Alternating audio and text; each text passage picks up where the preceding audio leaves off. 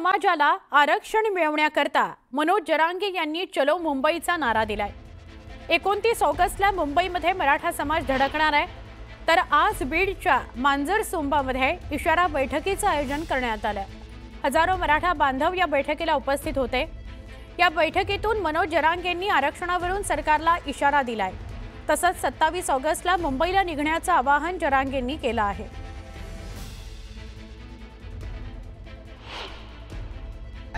पण कधी ना कधी जर सत्ता पालट झाला जवळ महाराष्ट्राच्या बाहेर जाशील, मी नाही सोडणार। मग चापोळ दगडफेक करणारी ती आपल्या संघ आलेली पैदास नाही, हे लक्षात ठेवा। सरकारने षडयंत्र करून ते लोक आपल्यात घातले। वेळ पडली तर त्यांना आपल्या घोषणा द्यायला लावते। ती गढूळ आवाज माया घोषणा द्यायला बसली, सरकारला शादी आपल्याला खुश करण्यासाठी वेगळ्या वेगळ्या घोषणा देईल आणि त्यांचेच लोक पाठवलेले म्हणते फडणवीस देत नाही, हना दगड। हे प्रत्येक घराघरातल्या राज्यातल्या मराठींनी आता लक्षात ठेवा। 29 ऑगस्टला आपल्याला मुंबईला जायचं। 27 ऑगस्टला आपण सकाळी 10 वाजता अंतरवालीतून निघतोय। मुंबईला सगळ्यांनी शांततेत जायचंय। दरम्यान मंत्री छगन भुजबळ यांनी मनोज जरांगेंवर पलटवार केलाय। ओबीसींमधील आरक्षण कोणालाही देऊ नका असं भुजबळ म्हणाले। काही लोक जे आहेत धरतायत आम्हाला याच्यात यायचं ह्याच्यात, अरे वेगळं आरक्षण घ्या तुमचं। ते पण दिलं फडणवीस आणि सरकारनं, ते पण दिलं, पण तरी म्हणतात नाही ओबीसीतच बसायचं। काय करायचं? अरे 374 जाती आहे तिथं आणि 27% आरक्षण। ते भटके विमुक्त ते पालामध्ये राहणारे आमकं तामकं किती किती गरीब आहेत रे। एक सुद्धा इयत्ता शिकू शकत नाही अजून अशी माणसं आहे। त्यांच्यासाठी काम करायचं, त्यांच्यात येऊन बसायचं। ज्याची तशी संस्कृती तसे तो शब्द वापरणार, त्याला तुमचा आमचा नाविलाज आहे। भुजबळांना भुंगारे म्हणाले, मी सांगितलं ना, ज्याची जशी संस्कृती तसे त्यांचे बोल असतात। फडणवीस उंची आहे, मराठ्यांकडनं खुन्नस काढते असं देखील म्हणता येते। सगळे त्यांनी 10% तुम्हाला आरक्षण आम्ही सगळ्यांना दिलं त्यांना। पुढच्या महिन्यात होणाऱ्या आशिया कप स्पर्धेत भारत आणि पाकिस्तानच्या संघात सामना नियोजित आहे, पण याच सामन्यावरून आता महाराष्ट्रात राजकीय फटाके फुटू लागलेत। ठाकरेंच्या शिवसेनेनं ऑपरेशन सिंदूरचा हवाला देत या सामन्याला विरोध केलाय, तर भाजपनं या मुद्द्यावरून शिवसेनेला मातोश्रीवरच्या जावेद मियादाद यांच्या भेटीची आठवण करून दिली आहे। त्यामुळे क्रिकेट विरोधावरून सुरू झालेला हा वाद आणि बाळासाहेब मियादाद आणि मातोश्रीपर्यंत जाऊन पोहोचलेला आहे।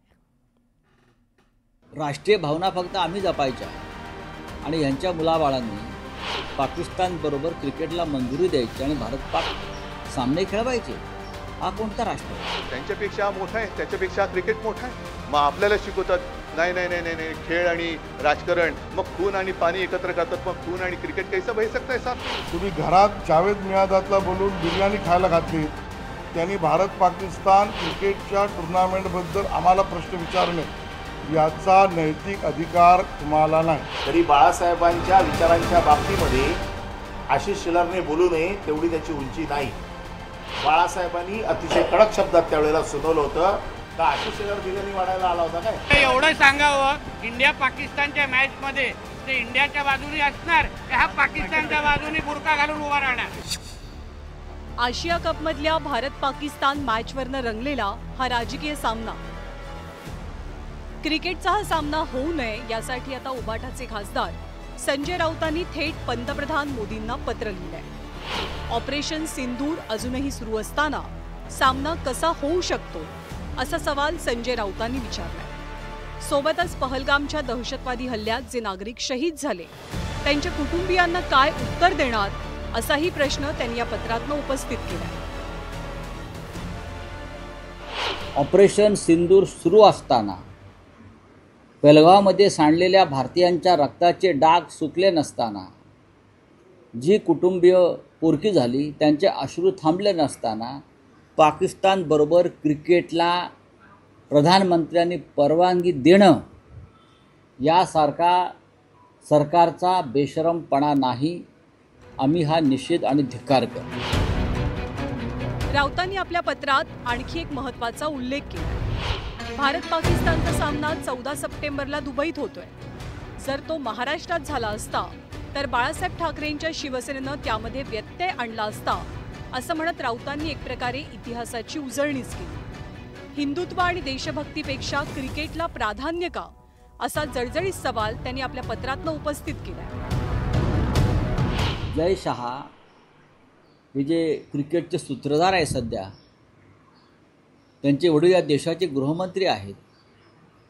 म्हणजे राष्ट्रीय भावना फक्त आम्ही जपायच्या आणि ह्यांच्या मुलाबाळांनी पाकिस्तानबरोबर क्रिकेटला मंजुरी द्यायची आणि भारत पाक सामने खेळवायचे.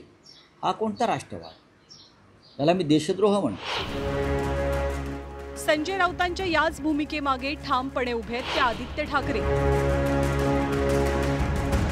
भारत पाकिस्तान सामन्याला क्रीडा मंत्रालयानं मंजुरी देण्यावरनं त्यांनी भाजपला चांगलेच टोले लगावले. आदित्य ठाकरे यांनी या मुद्द्यावरनं भाजपला थेट अटल बिहारी वाजपेयींच्या शिकवणीचीच आठवण करून दिली आहे. पण दुर्दैव असे की ती जी भाजपा, जी देशभक्तांची भाजपा होती, वाजपेयी साहेबांची भाजपा होती, ती या सरकारमध्ये नाही. आणि दुर्दैव देशाचं हे आहे की भाजप प्रणितच बीसीसीआय जे आहे, भाजप कंट्रोल बीसीसीआय आहे, तीच भाजप आणि बीसीसीआय आपल्या संघाला पाकिस्तान बरोबर खेळायला पाठवते. भारत पाकिस्तान क्रिकेट सामन्यावरनं ठाकरेंच्या शिवसेनेनं भाजपची कोंडी करण्याचा प्रयत्न सुरू केल्यानं आता भाजपनंही पलटवार केलाय. भाजपचे मंत्री आशिष शेलार यांनी संजय राऊतांना जावेद मियादादच्या मातोश्री भेटीची आठवण करून दिली. ज्यांनी मियादादला बिर्याणी खाऊ घातली त्यांनी आम्हाला नैतिकता शिकवू नये, असं म्हणताना शेलारांनी थेट मातोश्रीच्या भूमिकेवरती सवाल उपस्थित केला. संजय राऊत यांना माझं सांगणं आहे की आम्हाला भारत पाकिस्तान क्रिकेट याच्यावर प्रश्न विचारण्याचा तुम्हाला अधिकारच नाही.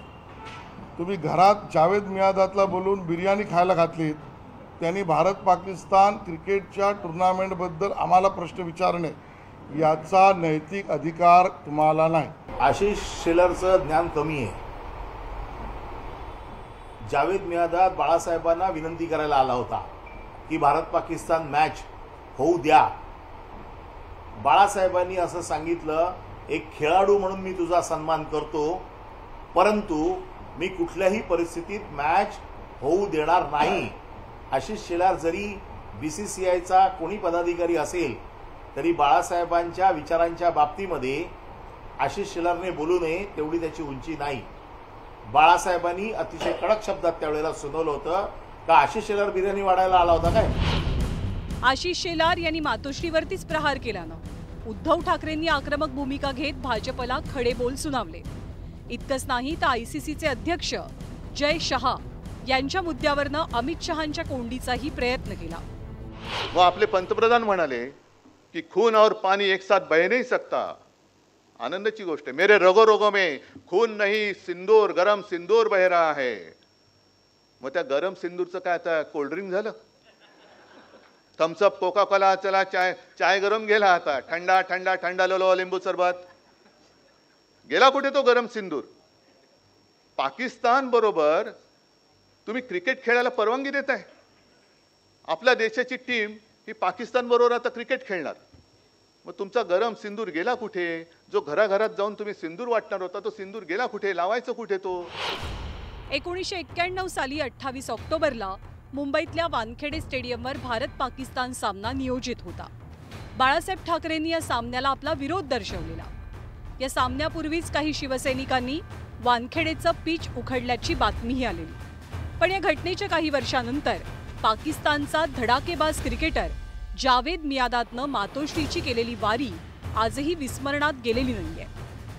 याच मुद्द्यावरनं आत्ताही शिवसेनेची कोंडी करण्याचा प्रयत्न त्यांचे विरोधक काही सोडत नाहीत. संजय राजाराम राऊतने आम्हाला सांगू नये. आणि फक्त एवढं सांगावं, इंडिया पाकिस्तानच्या मॅच मध्ये ते इंडियाच्या बाजूने असणार की हा पाकिस्तानच्या बाजूने बुरका घालून उभा राहणार. बाळासाहेब ठाकरे स्वतः निस्सीम क्रिकेट प्रेमी होते, पण भारत पाकिस्तान सामन्यांना त्यांनी प्रकर्षानं विरोध केलेला. बाळासाहेबांची हीच भूमिका शिवसेना आत्ताही पुढे नेते. त्यातूनच आशिया कपमधल्या भारत पाकिस्तान सामन्याला वाढता विरोध होताना दिसतोय. त्यामुळे क्रिकेटच्या पिचवरनं राजकीय मैदानात सुरू झालेला हा सामना कुणाच्या बाजूने झुकतो ते पाहावं लागेल. Bureau report, news 18 Lokmat.